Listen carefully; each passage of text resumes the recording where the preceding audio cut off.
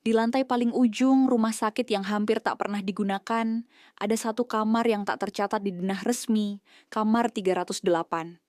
Kamar itu konon tidak pernah kosong, namun juga tidak pernah terlihat ada pasien keluar masuk. Sunyi, kelam, dan selalu dingin, bahkan ketika AC dimatikan. Petugas baru biasanya tidak diberitahu apa-apa. Mereka hanya diinstruksikan, jangan sekali-kali membuka kamar 308, apalagi kalau mendengar ada yang memanggil dari dalam. Namun suatu malam, Dina, perawat magang, ditugaskan jaga sendirian di lantai tersebut. Ia belum tahu soal kamar itu. Sekitar pukul 2 dini hari, ketika lampu lorong mulai berkedip dan bunyi tit-tit. Dari mesin monitor terdengar seperti detak kematian, Dina mendengar ketukan pelan dari ujung lorong. Tok, tok, tok. Ia berjalan pelan ke arah suara, menyusuri lorong yang mulai terasa terlalu panjang. Di ujung, berdiri seorang wanita berpakaian serba putih. Rambutnya disangkul rapi, wajahnya tertutup masker medis. Ia tampak tenang, bahkan terlalu tenang. Ada pasien yang harus diberi suntikan terakhir, ucapnya. Suaranya datar tanpa intonasi. Dina tertegun. Suntikan apa, Bu? Perawat itu menoleh perlahan, matanya kosong. Untuk mereka yang tak siap mati. Tapi waktu mereka sudah habis. Tiba-tiba, Dina merasa seperti ditarik menuju kamar 308. Ia melihat pintunya terbuka perlahan, seakan mempersilakan. Di dalam, seorang lelaki tua terbaring. Monitor jantungnya stabil, tapi tatapannya kacau. Ia menangis, gemetar, dan berulang kali berkata, "Saya belum siap, saya belum siap." Wanita berseragam putih berdiri di samping ranjang. Ia menyiapkan suntikan berisi cairan pekat yang tidak berlabel. Dina hendak menghentikannya, tapi tubuhnya tak bisa bergerak. Ia hanya bisa menyaksikan perawat itu menusukkan jarum ke leher si pasien. Selesai. Monitor jantung berubah menjadi garis lurus. Lelaki itu terdiam, tapi bukan itu yang membuat Dina ketakutan, melainkan tatapan kosong sang perawat yang kini tertuju padanya. Selanjutnya, kamu, Dina terpaku. Matanya tak bisa lepas dari wanita berseragam putih yang kini melangkah perlahan ke arahnya. Setiap langkah perawat itu tak menimbulkan suara, seolah dia tidak menyentuh lantai sama sekali. Tapi hawa dingin menyusup ke dalam kulit Dina, menancap seperti jarum es. Apa maksud ibu? Suara Dina tercekat di tenggorokan. Perawat itu hanya menoleh pelan, lalu berkata, kamu sudah melihat yang tidak seharusnya dilihat. Lampu lorong mulai padam satu persatu, meninggalkan hanya cahaya pucat dari lampu kamar 308. Dina melangkah mundur, tapi tubuhnya seolah membeku. Nafasnya memburu, tapi udara seakan menipis. Tiba-tiba suara bisikan menggema dari segala arah. Gumaman aneh dalam bahasa yang tak dimengerti, seperti doa kematian yang ditelan waktu. Di balik bahunya, pintu-pintu kamar lain kini terbuka perlahan, dan dari masing-masing pintu muncul bayangan samar pasien-pasien dengan wajah abu-abu, tatapan kosong, dan jarum suntik masih tertancap di leher mereka. Mereka berdiri diam, memandangi Dina, memelototinya. Perawat itu mengangkat suntikan yang sama. Cairannya tetap hitam, sehitam malam tanpa bulan. Ia kini berdiri hanya beberapa langkah dari Dina. Kamar ini butuh pengganti, dan kamu sudah dipilih. Dina mencoba berteriak, tapi suara tak keluar. Ia ingin lari, tapi lorong itu tak berujung. Dia berputar ke belakang, tapi kamar 308 kini ada di mana-mana. Lorong berubah bentuk, berulang, berputar seperti labirin. Setiap belokan hanya membawanya kembali ke pintu yang sama. Samar-samar, ia mendengar suara operator rumah sakit. Pasien di kamar 308 telah meninggal. Butuh perawat pendamping baru. Lalu suara lain menyusul, datar, dalam, dan tak berasal dari dunia ini. Dina sudah dipanggil. Saat ia kembali menoleh, jarum suntik itu sudah menyentuh kulit lehernya. Terlambat. Dan malam itu, kamar 308 kembali sepi. Tapi saat pagi tiba, petugas shift pagi menemukan sesuatu yang membuat darah mereka membeku. Di dalam kamar yang tadinya kosong, duduk seorang perawat muda berseragam putih. Wajahnya pucat, dan ia menunduk diam sambil memegang suntikan. Namanya tercatat di papan nama Dina, tapi tak ada yang mengingat ada perawat bernama Dina yang bertugas malam sebelumnya. Dan sejak hari itu, kamar 308 tidak lagi sunyi. Ia mulai memanggil, mencari, dan memilih. Lorong itu terasa semakin sempit. Dindingnya seperti bergerak sendiri, mendekat perlahan, menekan udara dan menyedot suara. Setiap langkah yang Dina ambil seolah tak membawanya kemana-mana. Di setiap kaca jendela, bayangan dirinya muncul, bukan sebagai dirinya sekarang, tapi sebagai sosok berseragam putih dengan wajah datar seperti perawat yang tadi. Ia tak tahu bagaimana bisa sampai kembali ke ruang perawat. Jam dinding berhenti di angka 0308. Telepon di meja berdenting pelan, sekali, dua kali, lalu diam. Tidak ada yang mengangkat, tidak ada yang lain di sana. Dina duduk di pojok ruangan. Matanya terus menatap ke arah lorong, tempat kamar 308 berada. Jantungnya berdegup, tapi denyutnya tidak seirama, seperti tersendat. Seperti tak yakin apakah masih perlu berdetak. Pintu ruang perawat terbuka dengan sendirinya. Dinginnya tak wajar. Cahaya putih dari luar terlalu terang, menyilaukan mata. Di ambangnya, sosok perawat tua itu berdiri lagi.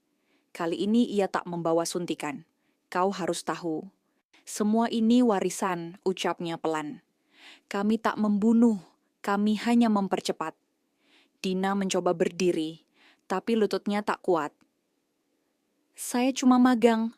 Saya bukan siapa-siapa. Dulu saya juga magang, jawab si perawat sambil mendekat. Tangan keriputnya menyentuh pundak Dina. Dan dalam sekejap, ruangan itu berubah. Dindingnya menjadi usang, bercak darah kering, membentuk pola yang tidak dikenali. Suara-suara tangisan menggema dari balik pintu-pintu lain. Tangisan orang-orang yang tahu mereka akan mati, tapi tidak tahu kapan atau bagaimana. Ini bukan tentang siapa kamu, tapi apakah kamu dipanggil. Dan kamu sudah mendengar panggilan itu. Lalu ia memberinya sesuatu, buku catatan pasien.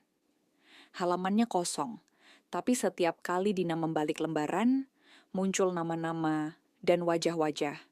Orang-orang yang belum meninggal. Orang-orang yang masih hidup. Tapi di halaman terakhir, hanya ada satu nama yang tertulis. Dina Putri Sasmita. Status, belum siap waktu. Menunggu kamar. 308 perawat, itu menatapnya satu terakhir kali sebelum menghilang seperti kabut. Tapi yang tertinggal bukan hanya ketakutan. Di meja, suntikan terakhir itu kini tergeletak di atas tisu steril. Masih utuh, masih menunggu digunakan. Dan di koridor sunyi itu, suara-suara kembali terdengar. Suara langkah, suara panggilan, suara-suara kematian yang belum selesai. Dina berdiri. Kakinya gemetar, tapi ia berjalan menuju lorong. Kamar 308 menunggu, dan malam belum berakhir. Langkah-langkah Dina menyusuri lorong terasa asing, seperti bukan miliknya sendiri. Kakinya bergerak, tapi pikirannya menggantung di antara kenyataan dan sesuatu yang lebih dalam, lebih gelap. Setiap pintu yang ia lewati kini tampak berbeda. Pintu-pintu itu seolah bernafas seperti memiliki denyut sendiri. Ada bisikan samar dari baliknya, kadang ratapan, kadang tawa cekikikan tak berirama. Kamar 308 berdiri di ujung lorong. Pintu kayu tua itu sedikit terbuka, menganga seperti mulut yang lapar. Dina berhenti di depannya. Di balik celah pintu, ia bisa melihat cahaya temaram, redup kekuningan seperti cahaya lampu bohlam tua. Tapi juga ada siluet seseorang di dalam, tidak duduk, tidak berdiri, tapi menggantung. Ia mendorong pintu perlahan. Krik! Di dalam, ruangan itu kembali seperti saat pertama kali ia lihat. Ranjang pasien tunggal, tirai lusuh, dan alat monitor jantung, yang kini hanya menunjukkan garis lurus. Tapi, tak ada tubuh di atas ranjang. Yang ada hanyalah cermin besar yang tidak pernah ia lihat sebelumnya, menempel di dinding belakang. Dina melangkah mendekat, dan cermin itu langsung menyala, menampilkan sosok dirinya. Tapi dengan wajah berbeda. Wajahnya pucat, matanya kosong, dan di tangannya suntikan terakhir. Wajah di cermin itu tersenyum dingin, lalu mengangkat jarum itu tinggi-tinggi, mengarahkannya ke arah leher. Dina mundur, tapi suara detak mulai terdengar dari dinding-dinding kamar. Bukan detak jantung, lebih seperti detik jam yang menghitung waktu menuju sesuatu.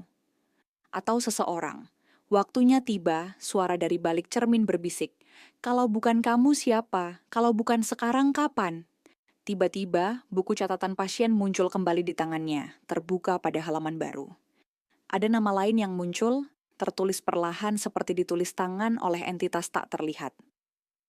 R. Suryo Anggara, ruang 205. Komplikasi paru, status, menolak resusitasi Dina hanya bisa memandangi nama itu. Lalu seperti ditarik oleh kekuatan tak kasat mata, ia berjalan keluar kamar 308. Kali ini tak ada yang menghalangi. Lorong-lorong sepi membuka jalan. Dan di ujung lain lorong, ia melihat seseorang terbatuk keras, napasnya megap-megap, keluarga tak ada, dan monitor menunjukkan detak yang semakin lemah. Tangannya terangkat sendiri. Jarum suntik kini sudah di genggamannya. Tak ada lagi suara, tak ada lagi pertanyaan, hanya satu bisikan terakhir di dalam kepalanya. Kau bukan lagi perawat, kau adalah penjemput, dan kamar itu kini milikmu. Dina berdiri di depan ruang 205. Tangannya gemetar membawa suntikan hitam itu. Ia tidak tahu bagaimana jarum itu bisa berpindah ke genggamannya. Ia bahkan tak merasa mengambilnya. Tapi benda itu ada di sana, berat, dingin, dan seolah berdenyut hidup. Dari balik tirai tipis, ia melihat pria tua yang tertidur, dengan napas tersengal. Tubuhnya kurus, tulangnya menonjol dari kulit pucat yang lembab. Di meja samping tempat tidur, ada surat persetujuan bertuliskan, menolak tindakan resusitasi, biarkan waktu berjalan. Monitor jantung berdetak lemah. Tit, tit, tit. Semakin pelan.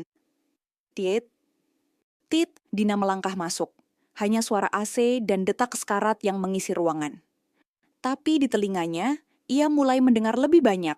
Bisikan, ratapan, dan suara-suara kematian yang menggantung. Perlahan tangannya terangkat. Suntikan itu berkilat di bawah lampu kamar yang bergetar redup. Ia tak tahu kenapa ia melakukannya.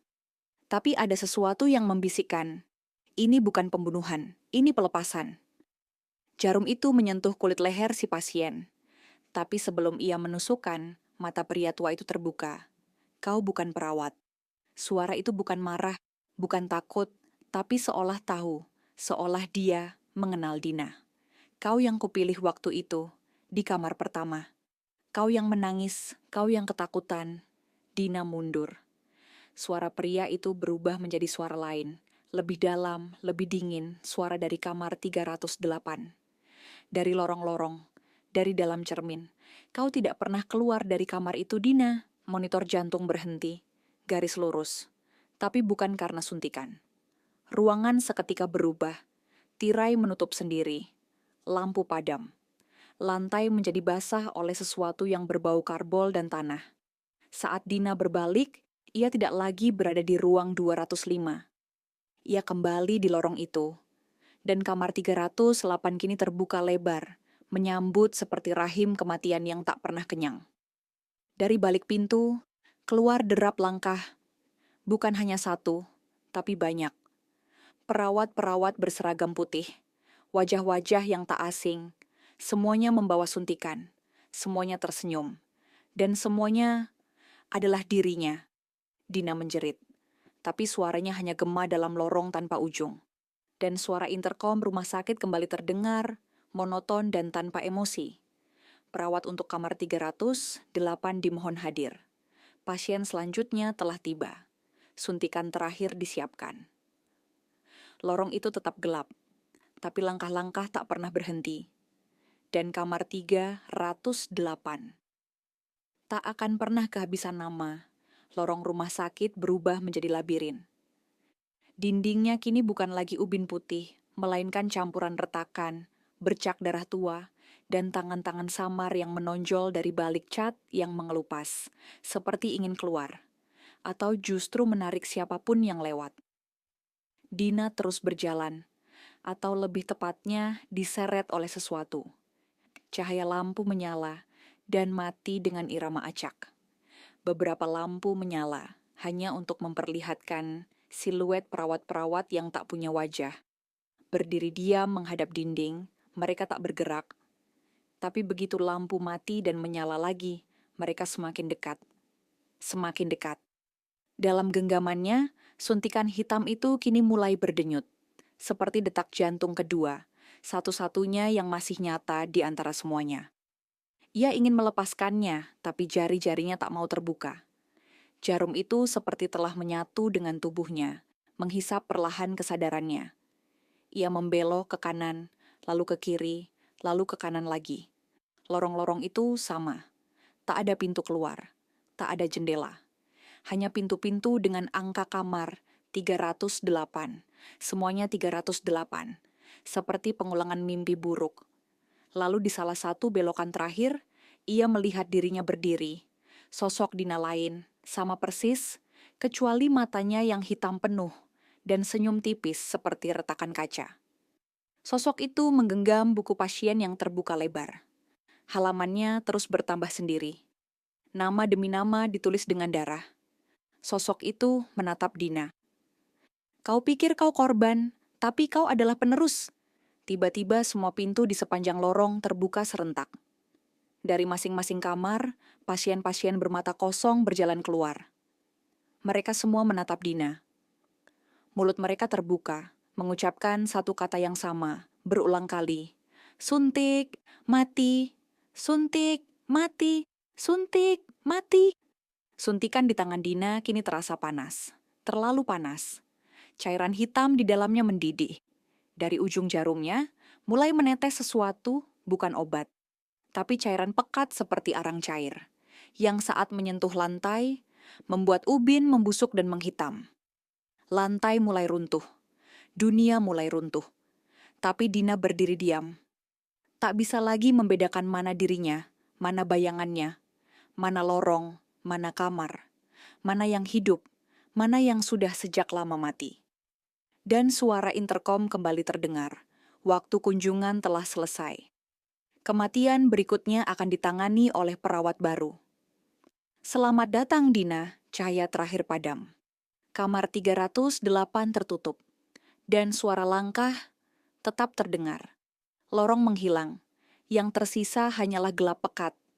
Bukan sekadar gelap karena ketiadaan cahaya, tapi gelap yang hidup, yang bernafas, yang berdenyut, dan yang mendekap Dina dalam diam paling sunyi. Namun dari tengah kehampaan itu terdengar suara. Masih banyak yang belum siap mati. Suara itu bukan berasal dari luar. Ia datang dari dalam kepala Dina. Dan semakin lama, suaranya tak lagi terdengar asing. Itu suara dirinya sendiri. Tiba-tiba, satu lampu menyala di atas kepala, menggantung dari kabel yang nyaris putus. Di bawahnya, kursi roda yang berkarat. Dan di atas kursi itu duduk seorang anak kecil. Kurus, sepi, matanya menatap Dina tanpa ekspresi. Di pangkuannya, suntikan terakhir versi kecil.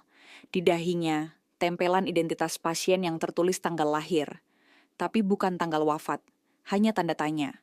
Dan di tangan mungil itu, buku pasien yang terbuka pada halaman kosong masih menunggu tinta kematian.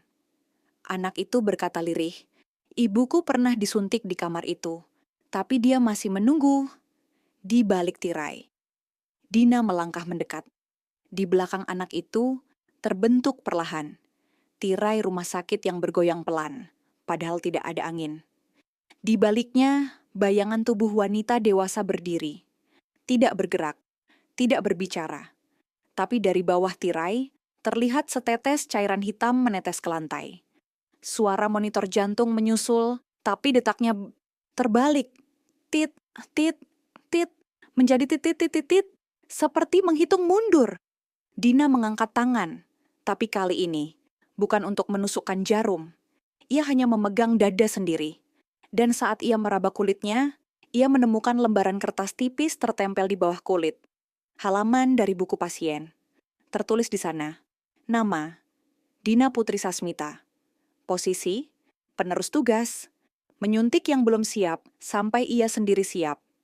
Dan halaman itu masih kosong di bagian bawahnya. Tertulis, jumlah pasien yang harus disuntik tak terhingga. Langkah kaki kembali terdengar. Kali ini dari segala arah. Tapi bukan hanya perawat, bukan hanya pasien. Lorong-lorong itu kembali, tapi berubah menjadi seperti labirin nadi manusia, berdetak, berdarah, bernyawa. Dina berjalan menyusuri lorong yang berdenyut itu. Di tangannya, suntikan berubah bentuk, panjang, tajam, dan tak lagi butuh cairan. Ia tahu kemana harus pergi. Setiap langkahnya disambut bisikan. Bisikan nama-nama, nama-nama yang belum siap mati. Dan kamar-kamar baru mulai tumbuh di sepanjang dinding. Kamar 308 tak lagi satu. Ia beranak. Ia berkembang biak. Kamar 308 kini ada di mana-mana. Di setiap rumah sakit. Di setiap kota. Di setiap lorong yang terlalu sepi di malam hari. Dan jika kau merasa suatu malam ada perawat tak dikenal menawarkan suntikan, jangan jawab dengan ketakutan. Karena ketakutan adalah tanda bahwa kau belum siap. Dan itu berarti giliranku sudah tiba. Dina langkah-langkah Dina membaur dengan lorong yang terus berubah. Tak ada batas antara rumah sakit dan mimpi buruk. Di sekelilingnya, kamar 308 muncul satu persatu, dengan format berbeda. Kadang berupa lemari kecil di ruang IGD, kadang berupa kursi pasien di ruang rawat. Bahkan sesekali berupa bangsal kosong yang seolah menunggu seseorang duduk diam di dalamnya. Ia berjalan tanpa rasa takut lagi. Bukan karena ia berani, tapi karena rasa takut itu telah berubah menjadi tugas. Dari balik dinding, tangan-tangan mulai muncul, meminta. Ada yang berbisik lirih, "Aku belum siap." Ada yang menangis, ada pula yang tertawa seperti orang gila, mencoba menolak mati dengan berpegang pada ranjang, alat infus, bahkan seragam perawat. Tapi waktu mereka telah habis, dan tugas Dina hanya satu, membantu mereka pergi. Suatu malam ia kembali ke kamar 308. Tapi kini ruangan itu tampak berbeda. Terang, bersih, rapi, seperti tak pernah digunakan. Di dalamnya hanya ada cermin besar yang dulu sempat memperlihatkan bayangannya. Tapi kali ini tak ada pantulan. Yang terlihat hanyalah sebuah ranjang kosong dan sebuah buku pasien di atas meja. Halamannya terakhir terbuka. Tertulis, nama terakhir, Dina Putri Sasmita status. Selesai. Catatan, telah mengemban tugas. Jari-jari Dina gemetar. Bukan karena takut, tapi karena ia merasa bebas. Untuk pertama kalinya, ia merasa dirinya bukan bagian dari lorong itu. Ia bukan bagian dari rumah sakit. Ia bahkan bukan bagian dari dunia. Tapi saat ia hendak meletakkan suntikan itu di atas meja, sebuah suara menyapa dari pintu. "Kami membutuhkan satu lagi." Sosok perawat tua yang dulu menemuinya pertama kali berdiri di ambang pintu. Di belakangnya, bayangan seseorang terbaring, seorang anak, seorang ibu, seseorang yang tak dikenalnya. Dina memejamkan mata. Ia tahu ini tak akan pernah berakhir.